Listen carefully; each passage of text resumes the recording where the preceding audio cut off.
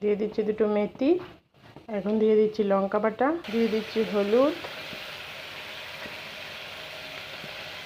আর দিয়ে দিচ্ছি লবণ।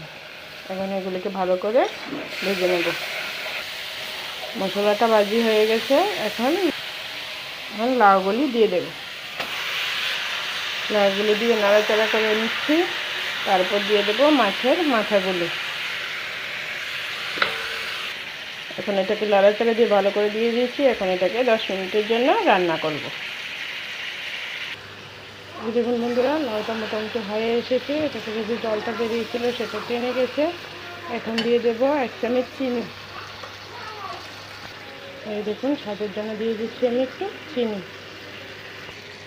আমাদের লাউটা মোটামুটি হয়ে এসেছে। এখন এটাতে দিয়ে দেব আদা বাটা। এখানে আমি আদা বেটে রেখেছিলাম, এটা দিয়ে দিচ্ছি। আদাটা দিয়ে ভালো করে